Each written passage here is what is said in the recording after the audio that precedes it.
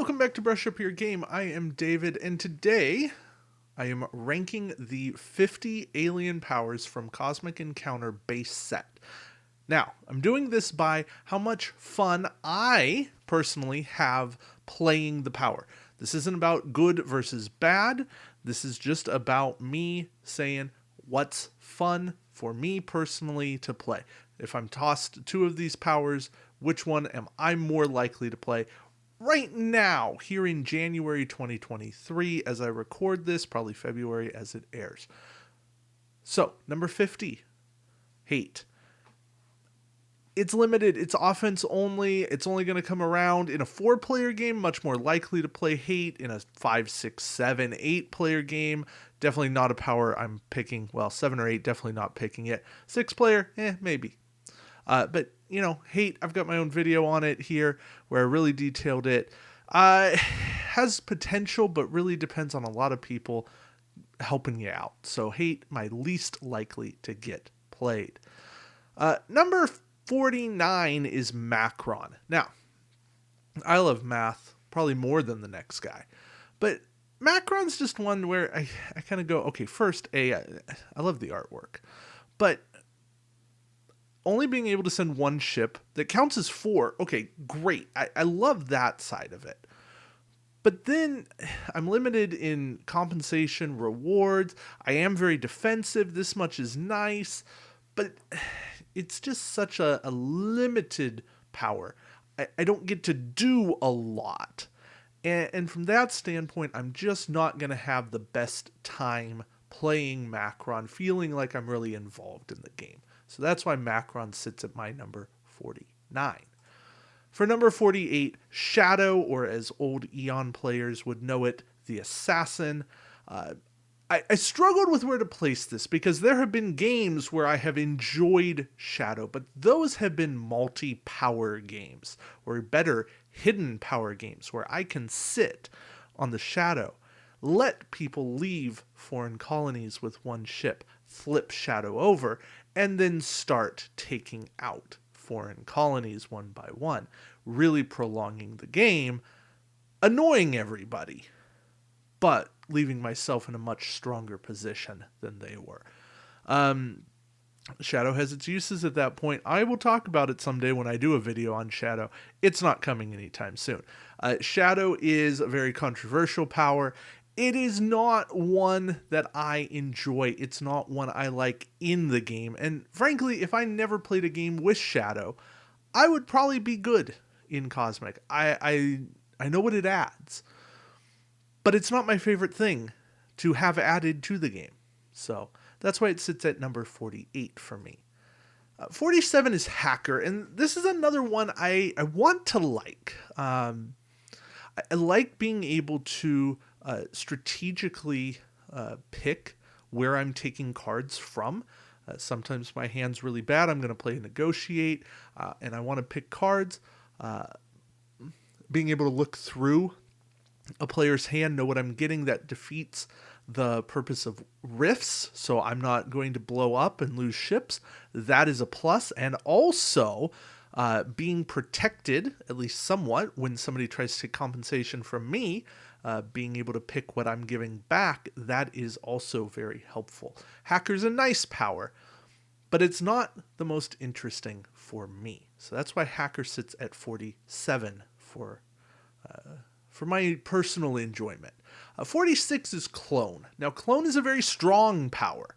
Don't get me wrong. Being able to keep an encounter card, play it over and over and over again, that is strong. That's a great ability. But for me, it's very boring. I like Cosmic where I can get involved. I like being able to kind of wheel and deal, not necessarily play up how strong I am, but kind of sit in the back. Clone, everybody knows what I got. And that takes away a lot of my strategical thinking in the table talk there. Doesn't mean I have to keep the card. But the moment I do, now I'm just like everybody else and I'm not utilizing my power.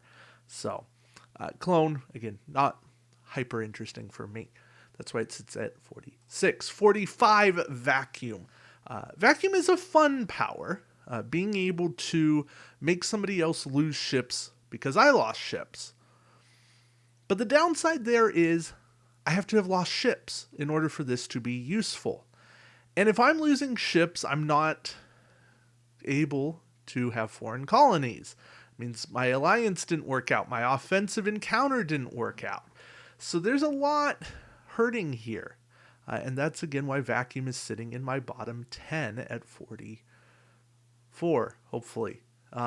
43 is cudgel. Now, cudgel is a very good power. But it's just not one that I enjoy because it leaves a lot of feel-bad moments. And cudgel is a win more power. When I win, and I did so with an attack card, I get to make somebody lose more ships. And that's going to leave some hurt feelings. I'm okay doing that, when we're playing Cosmic for keeps. But around the kitchen table, when, maybe we got another game of Cosmic coming up or more board games, I want to be friends with people after we're done. And Cudgel is not the type of power that's going to help me with that. Also, Cudgel doesn't do anything to help me win. Cudgel's going to depend on the hand that I've been dealt, the timing of encounters, and I only get it as a main player. That's kind of my sticking point of not loving the power. All right, zombie. Again, nice power. Enjoy the strengths of not losing ships, never losing ships to the warp. Get to keep them. And being able to free any player's ships back from the warp as part of a deal, right? This is a nice bonus. But it doesn't help me win the game, necessarily. Although ships are a very key component in Cosmic. If you don't have ships at the right time, you may not be able to prevent somebody from winning the game. You may not be able to ally to win the game. So, zombie's at least going to keep you in that situation. However, it doesn't help me get compensation.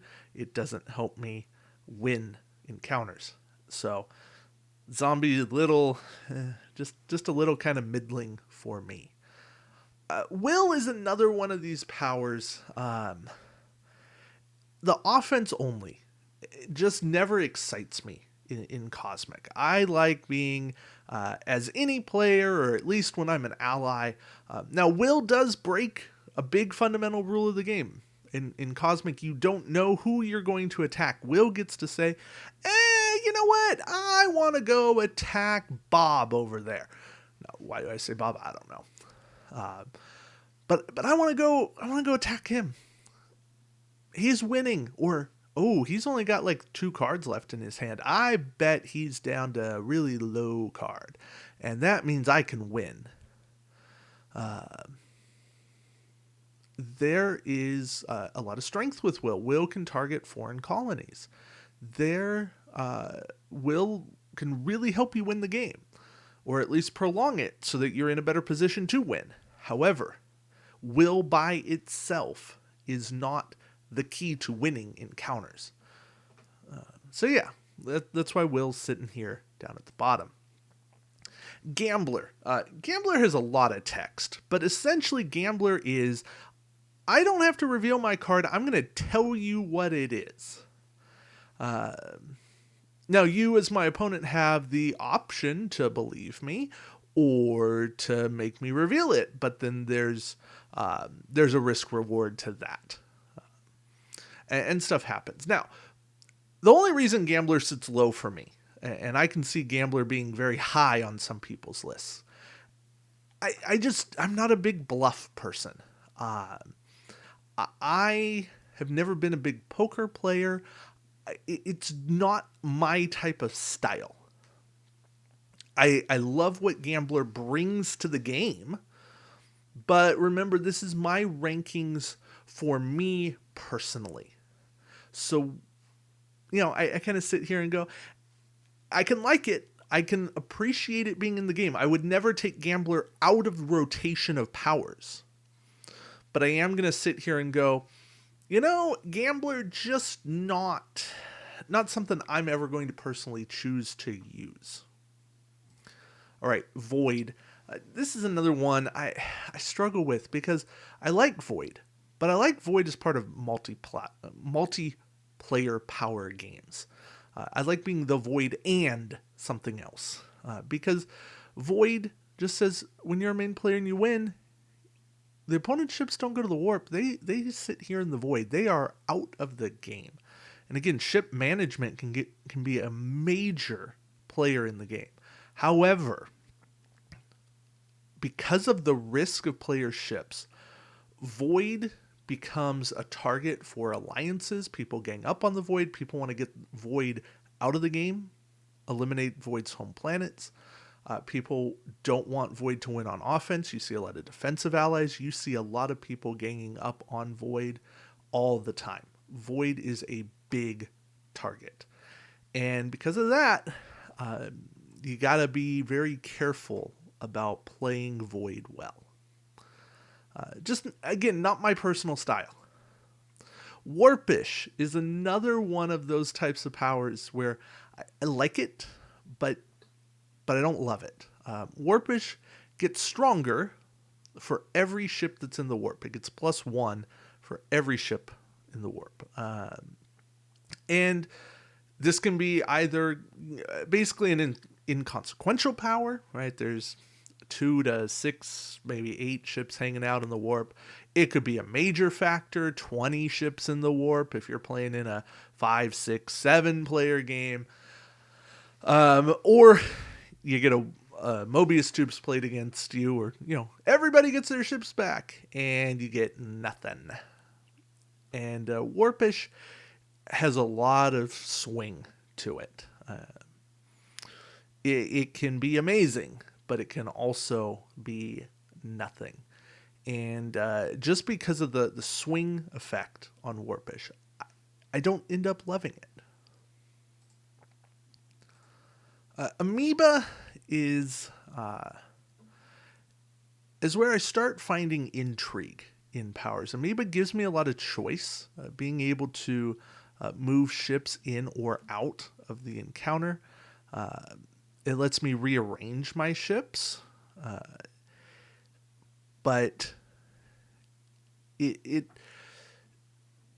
just is a bit limited, right? It's main player only.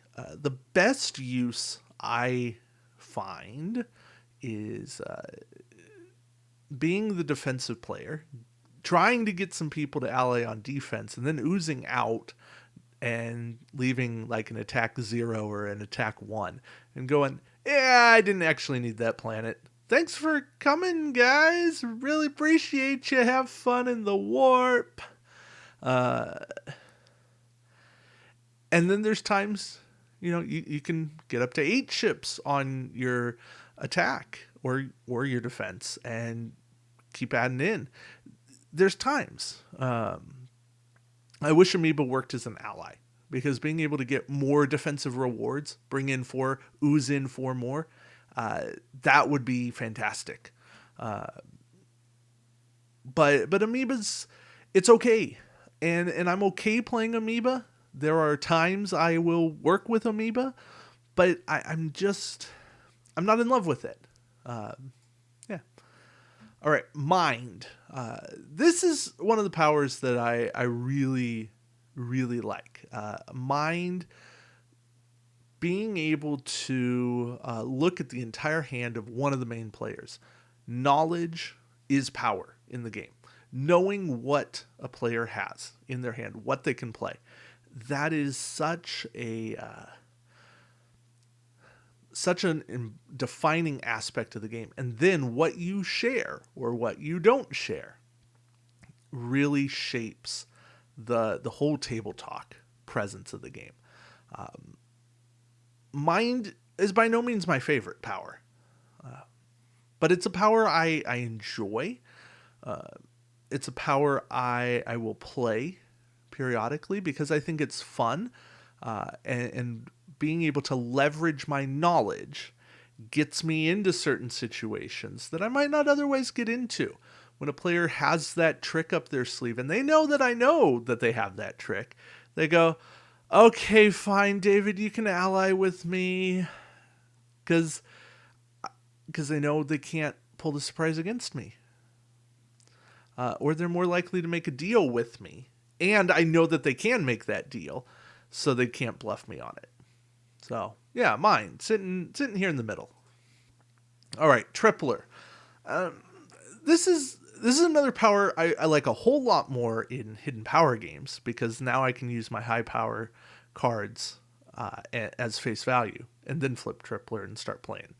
But if you play by formal rules and not variants, Tripler shakes up the way encounter cards work. It takes your low value cards, your 10 or less cards, and they get multiplied by 3, and then it takes anything over a 10 and divides it in 3. So it really is taking the bulk of the attack deck and or the number of attack cards, and it's saying, hey, these are really good now.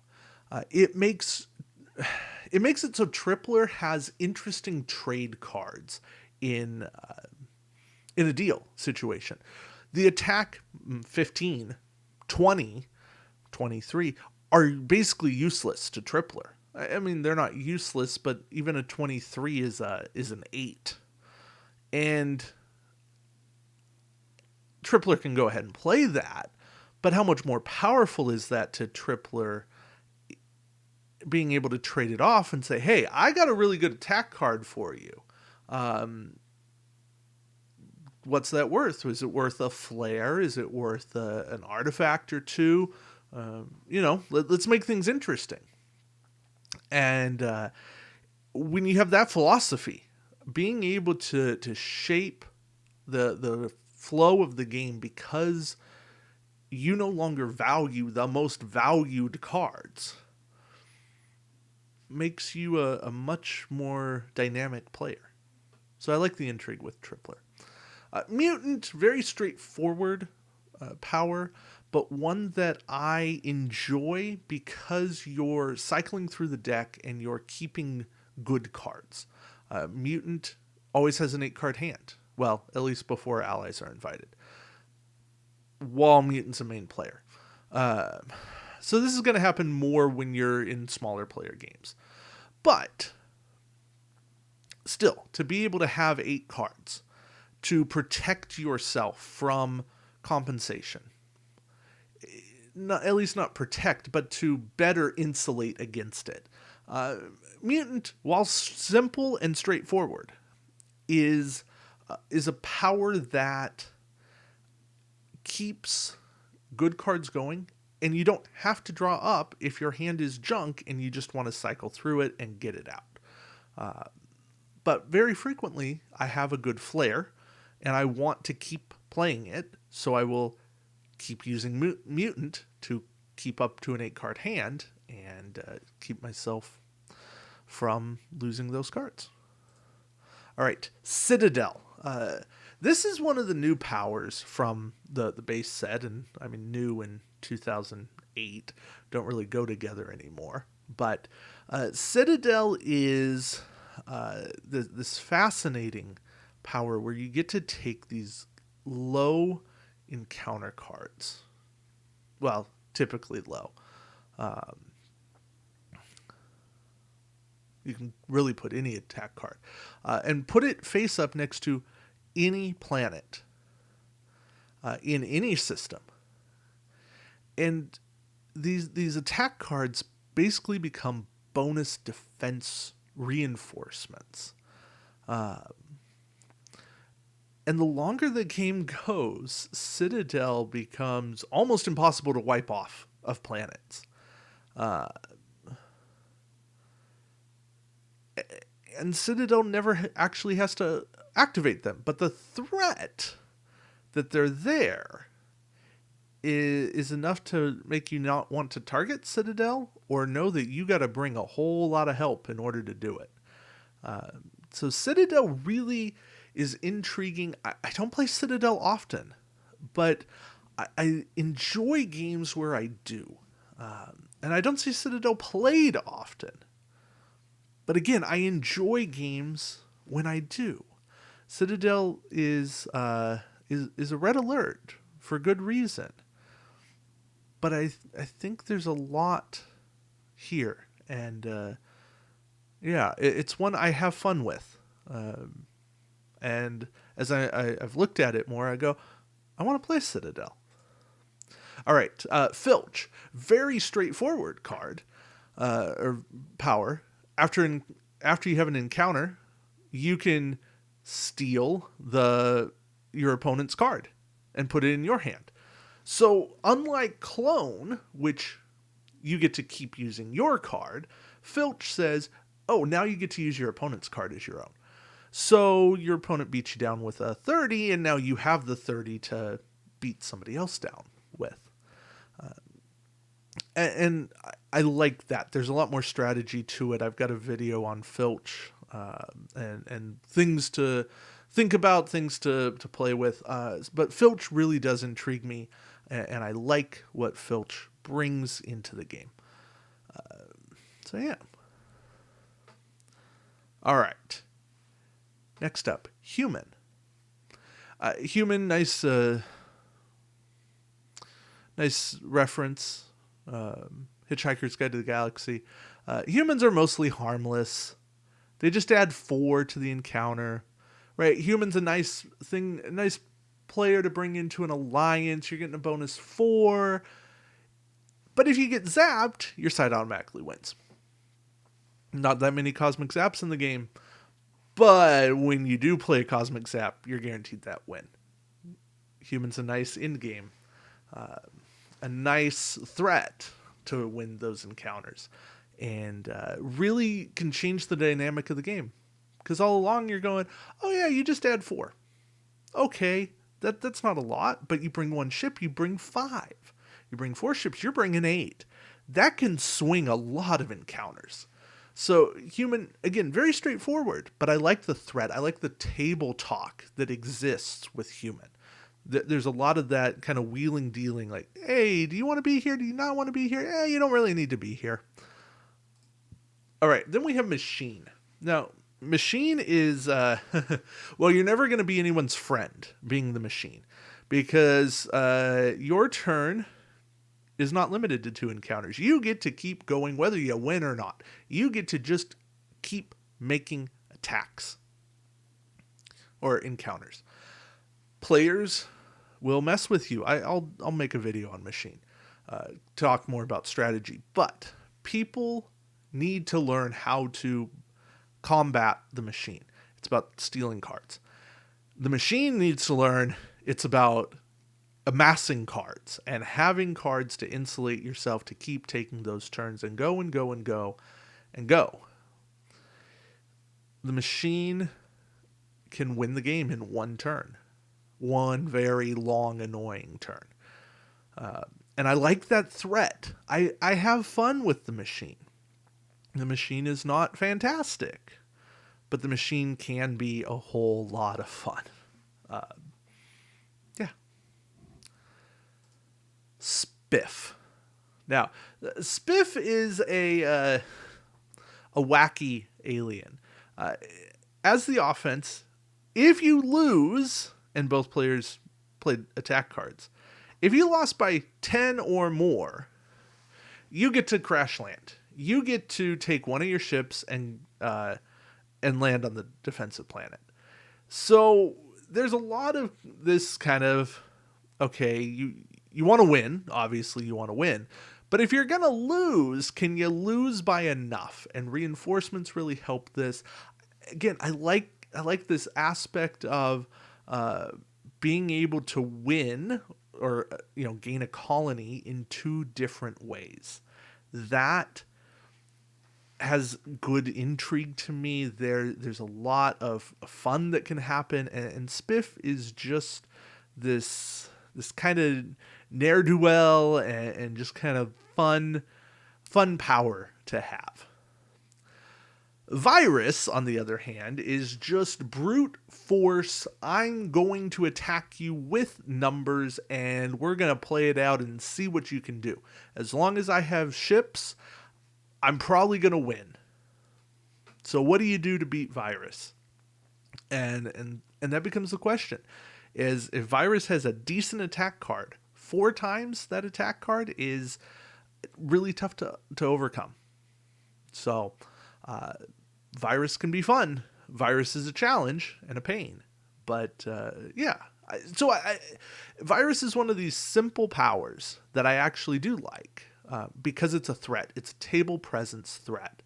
And again, you're no one's friend when you're the Virus. You are not getting invited on offensive alliances and probably not even defensive alliances because nobody wants to give you ships. And if you do get invited as an ally, it's a trap.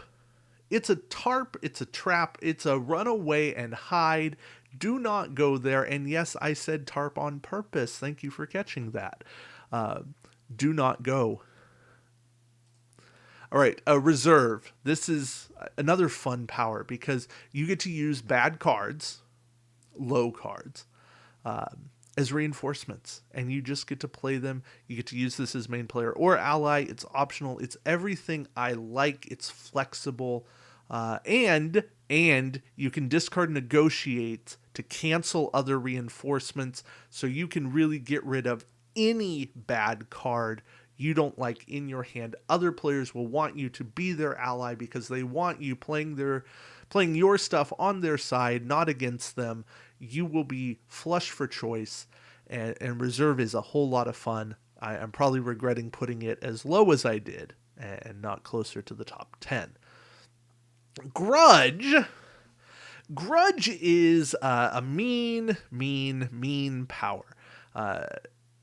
So players ask for alliances, and you give a grudge token to everyone you asked but didn't show up. And if you win, they all lose a ship. If you lost, they lose 4 ships. So grudge is where you end up with people actually allying on the defense, early on at least. And grudge, if you can eke out an advantage in foreign colonies somehow, you are kind of set because other players are either going to tag along with you or they're going to risk losing their ships. And there's a lot of mess to this power. It really does epitomize red difficulty. But I like grudge. It shakes up the game massively, and it changes a lot of things. So that's why grudge sits at my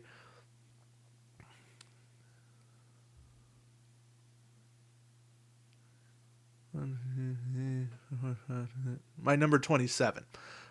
Sorry, I was counting there. But yeah, grudge at number 27, just at the lower half. But that tells you how good stuff coming is. But grudge moved up a lot when I was looking through rankings, because initially I was like, grudge is whatever. But grudge is there. So number 26, Dictator. So consider this the top of the bottom half. But Dictator, you get to tell everybody else who to fight. You are sitting back and playing God and saying, all right, you're going to fight them. They're going to fight that person over there. Basically, you're setting everybody up for the worst possible matchups. You know, loser can go fight antimatter. Antimatter can fight virus. Virus can fight Macron. Whatever it takes. Machine can fight traitor. It's all set up. You are in control. You are just pruning that Destiny deck so you have the most favorable matchups when it's your turn, and trying to set yourself up for the best possible chances to win the game.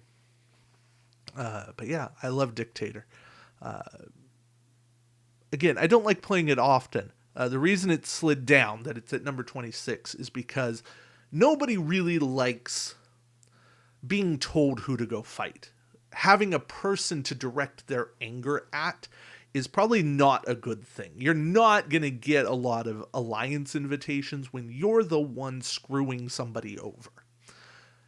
When it's left up to chance, people are much more understanding of, oh yeah, okay, whatever, that happened. But when there's a target on that Destiny, you're in trouble.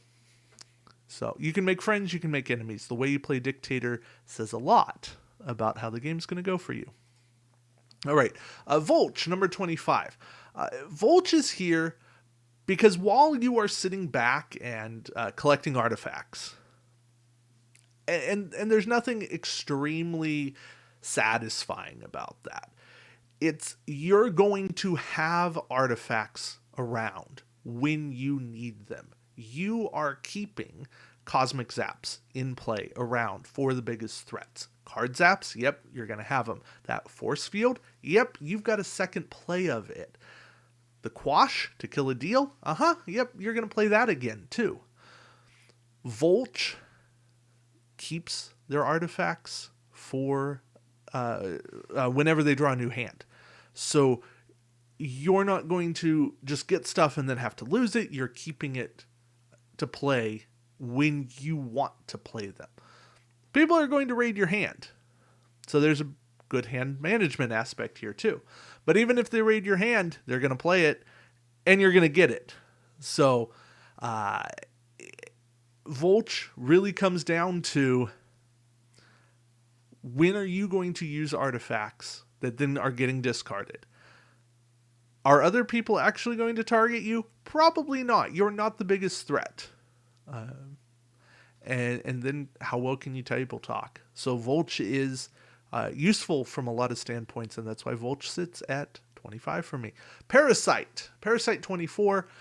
Parasite's all about being able to come in as an ally even when you're not wanted.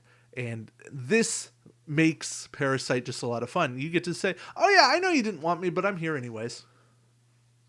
Just like a real life parasite. And you're messing with the order of things. People have this great plan worked out, but you say, nah, I'm here. Just wanted to be here. Just wanted to be a part of this. So again, I love Parasite. Parasite's a lot of fun to play. Masochist. Now, I'm not going to ever say that I love the Masochist, but I love these alternate win conditions. And I think putting Masochist at 23 is kind of fair. Masochist wins if all their ships are removed from the game or in the warp. Or even captured by other players. So Masochist has two goals, really. It's die and don't let somebody play the Mobius tubes. If you think somebody's holding the Mobius tubes, play and negotiate against them and try to take it from them.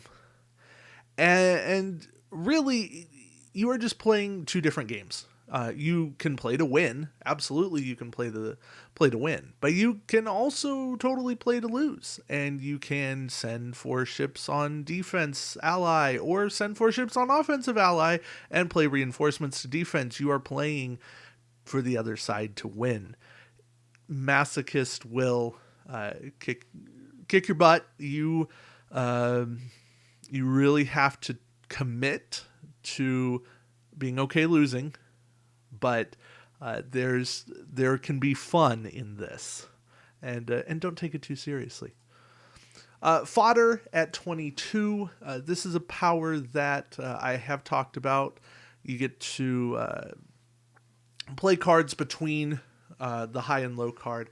You're basically getting rid of junk, and I like Fodder. Fodder lets me trim through my hand, get new hands more frequently, play good cards. I always like playing more good cards. Nice optional power. Main player only hurts it a little bit, but I find the power fun. And again, anytime you're getting a fun power, something useful that's going to help me win, that's a good reason to be, in the upper 20s. Oracle, 21. Now, Oracle's a power I have great fondness for. Being able to see my opponent's card before they play it generates trust in a deal situation, right? I know if I'm getting backstabbed or not. And basically no one's going to backstab me if they know that they have to play their card before I play mine. But also, it helps me play my hand better. Oracle is pretty straightforward. It's a big crutch, but it's a power that I sit there and I go, okay, I like it. I enjoy playing it. I have fun playing it. Everybody gets to see bits and pieces of how this is all going to work out. But I find myself kind of going, okay, Oracle is solid, and that's why it's up here in the 21 spot. I don't love Oracle, right? Oracle's not going to shape the flow of the game. But there are moments where Oracle has a big interaction. Oracle versus Sorcerer is amazing, right? Sorcerer has to play their card face up. Oracle plays their card face down. Then Sorcerer decides, do I flip or not? And that is one of the best mind games you could ever have. That is better than the normal Sorcerer mind game. But yeah, Oracle leads to good moments and good stories. All right, Observer, number 20. Now, this is here because of the stories I have with Observer. Having my roommate Greg, who loved Observer, would play Observer anytime he got the power. College roommate Greg. And then I go to Origins in 2017, convention in Ohio, and Observer is one of my 2 picks. I don't even remember what the other pick is. And I go, well, I got to play Observer. It's an 8-player game. And I got to play Observer because Observer keeps my ship safe when I ally, makes everybody else's ships safe when they ally. I want to be everyone's number 1 friend. That's what I want. I don't want to be a threat. I want to be a friend. And it's fun. It is so much fun. Observer is not a win power, but it's a fun power. And that makes it great. Again, I'm not gonna say, oh yeah, take Observer if you got to win the game at all costs against people who definitely know what they're doing. But if you're looking to have fun, if you're really looking to have a good, enjoyable, backyard table moment, patio type game, Observer's going to be a good friend. And that's why it deserved a spot at number 20. Is it better than the 30 powers that came before it? No, probably not. If we're ranking it on force to win a game, it's probably in the bottom 20, bottom 15. But it's fun. All right. Number 19, Might. Might is a very weird power. And I'm not ever going to say that I love Might, but I do have fun playing it, and more so I have fun when somebody else plays it and doesn't encounter me. Because Might gets to say, hey, defense, you got more than 3 cards. You can either let me land on this nice planet that I want to have, or you can discard down to a random 3 cards. And that alone can let Might win the game. Because if the defense discards the wrong cards, if the defense is left with the wrong random 3 cards, their whole defense at the end of the game is just in a really bad spot. Now, they would get a new hand if they don't have encounter cards. But what would happen if they're left with just a negotiate, or they're left with just an attack 4? Might still has their full hand, and Might's not going to burn through a lot of their really good cards early on. Might offers some choices, but yeah, again, not the most powerful of powers, but one of these weird, intriguing powers that does something so different that I had to leave it on the list here. So yeah, that's why Might sits here at number 19. All right, number 18, Antimatter. I love powers that shape the game, shake it up, make it do something different. Basically, it's not quite winner wins or winner loses, loser wins, but it's ships count in a different way. Encounter cards are still their face value. Allies subtract, but my ships are negative as antimatter. Your ships are positive. There's some weird math that goes on. Don't let the math intimidate you. Antimatter is very solid. Love the power. Wish it was optional. That's the only thing that holds it back. Wish it was optional, but antimatter is anti, matter is matter, and you can't change who you are. All right, number 17, mirror. This is my really nice optional power because you take cards, and after you choose them, you can say, we're reversing. We're taking the digits on the card, and we're flipping them. So that 08, and you wonder why it was printed as 08 and not just an 8, it's because when it mirrors, it's an 80. And that 40 mirrors to a 04. Yeah. Mirror will mess with all things, and I love Mirror. I think Mirror is fantastic. Great addition to the game at number 18. All right, number 17, Barbarian.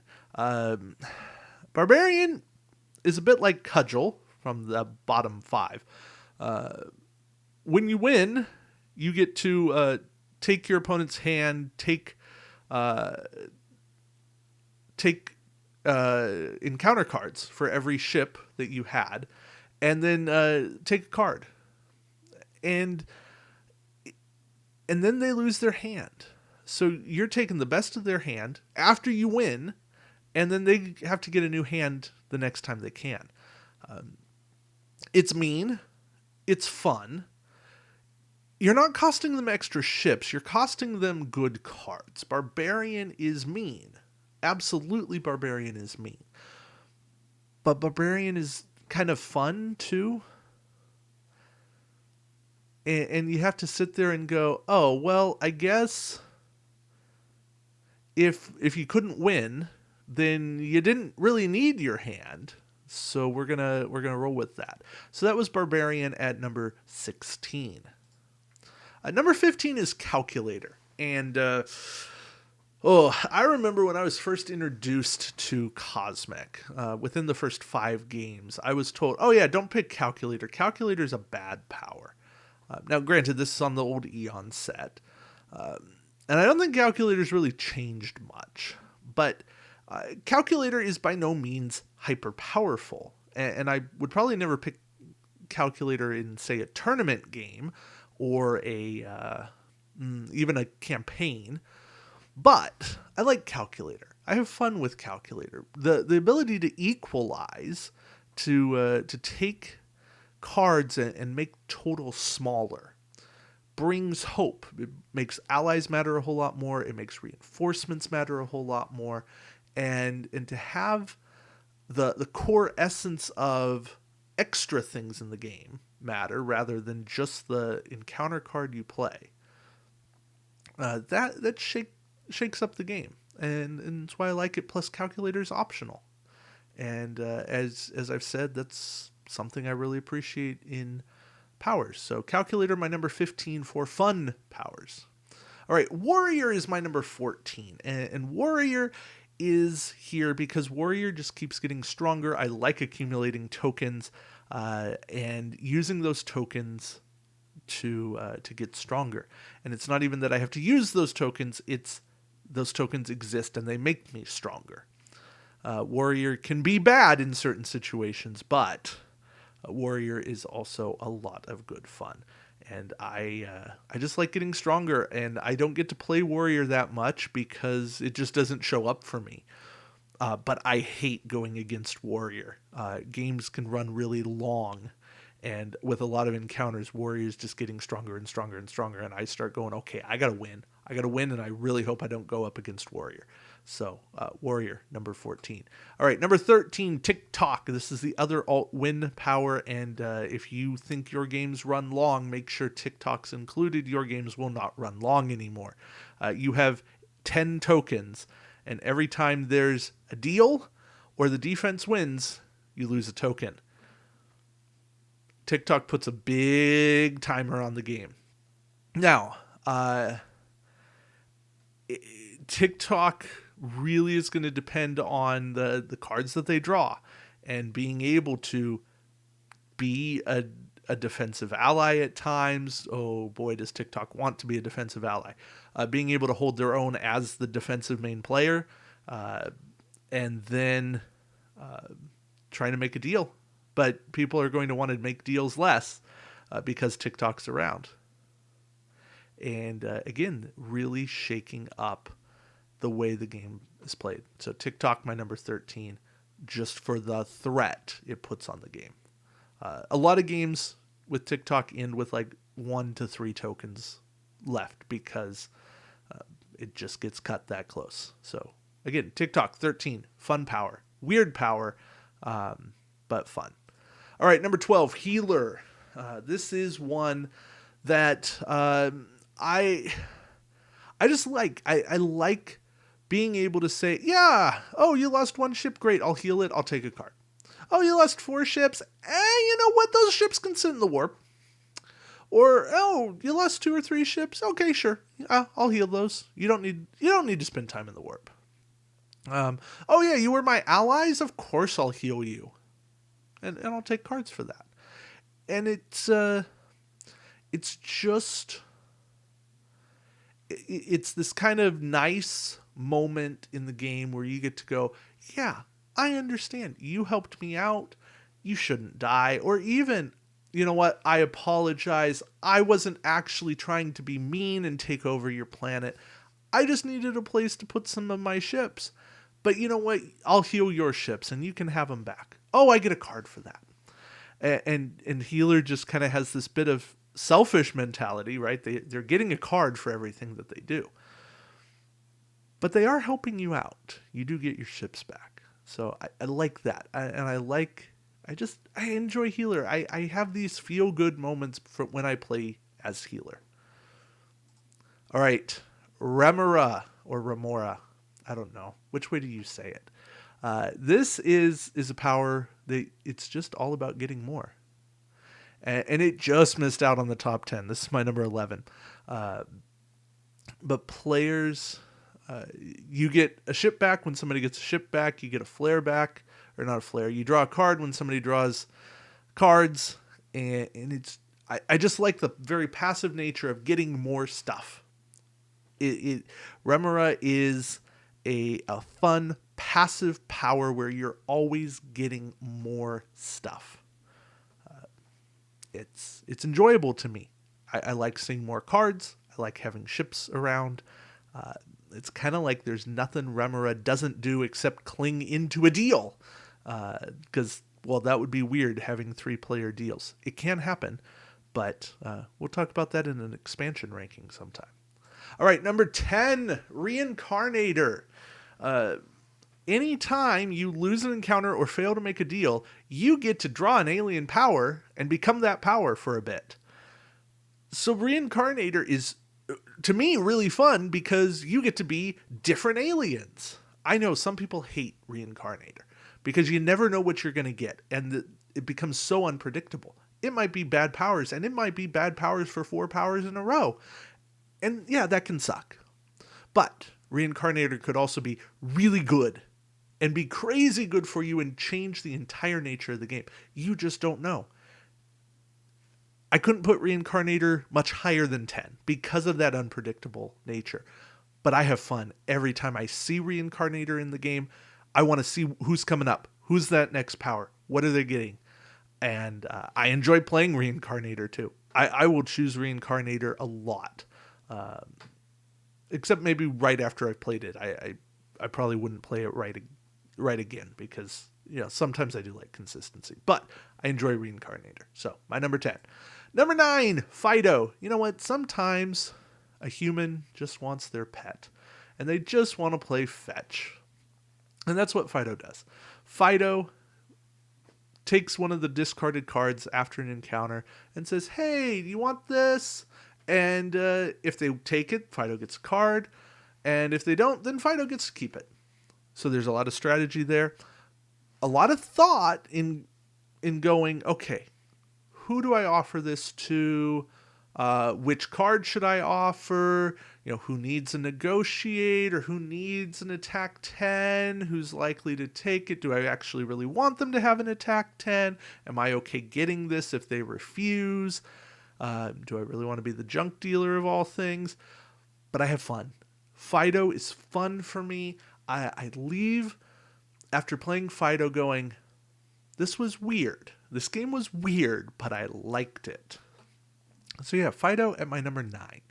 My number 8 is Trader. Now, I've mentioned Trader off and on, but Trader simply trades hands. You each keep your new hand.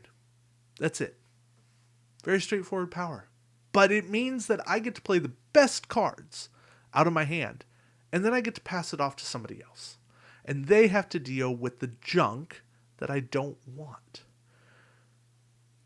Very simple, very fun to play for me. And that's why Trader sits at number 8. Pacifist is my number 7.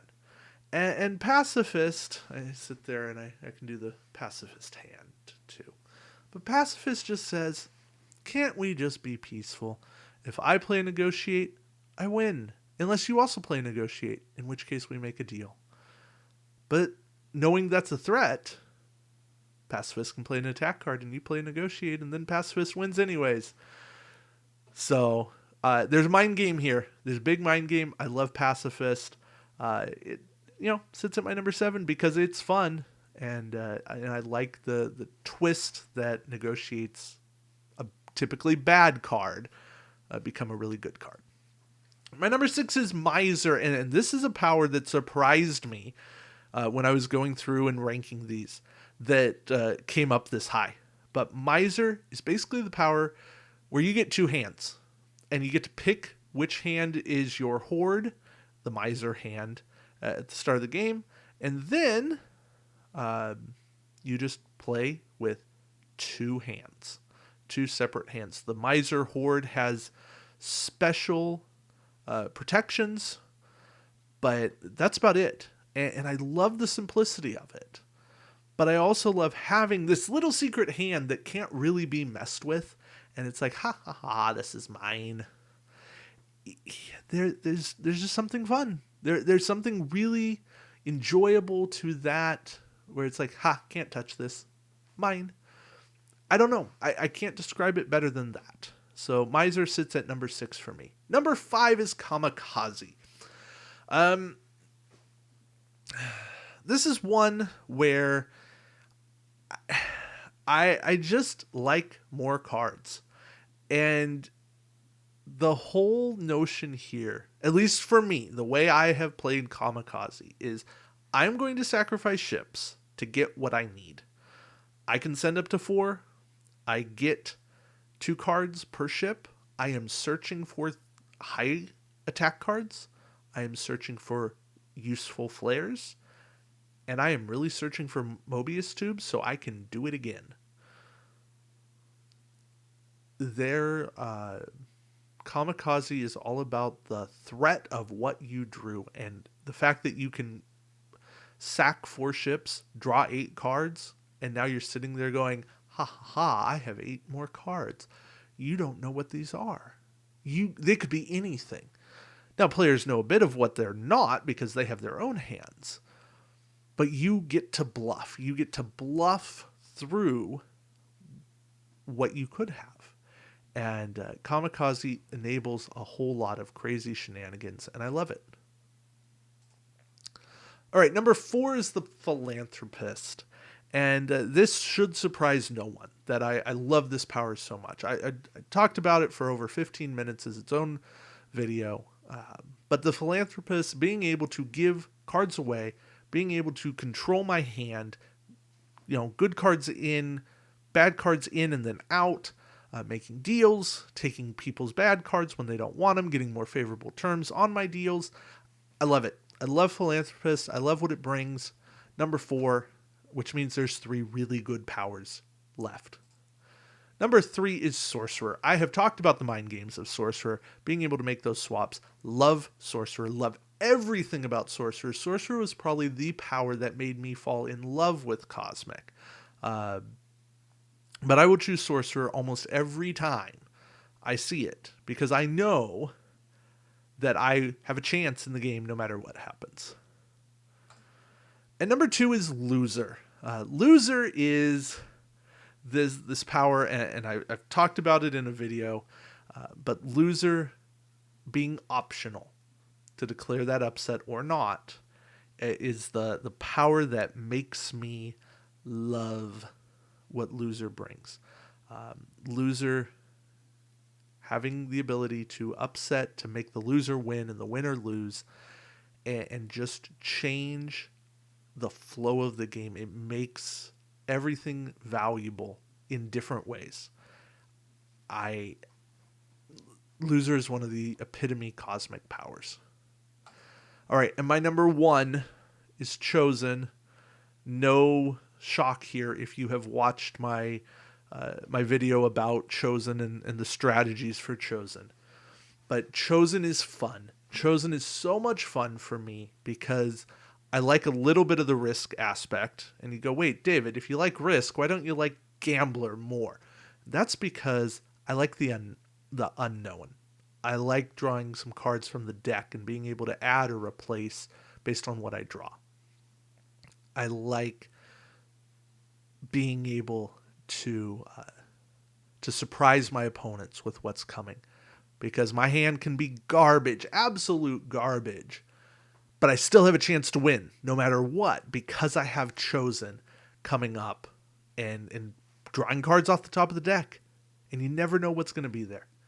So yeah, that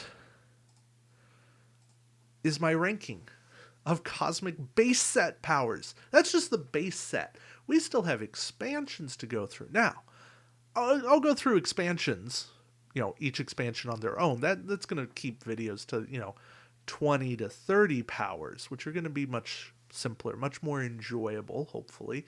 Or, well, I won't say enjoyable, much shorter. At the end, at some point, I'll probably put together a top 10 of all cosmic powers. If there's interest in that, let me know. But hopefully you found something intriguing in this. Maybe I gave you some power to think about. I don't know. That's been my point, is, hey, can we have fun with this? Can I toss some powers out there, show you what exists, and say, hey, we had some fun with it? I don't know. Hopefully. Anyway, thank you all for watching. Gonna try to do some more of these ranking videos. Some will be cosmic, some will be different games. But, again, appreciate your time. And until next time, keep brushing up your game. Take care.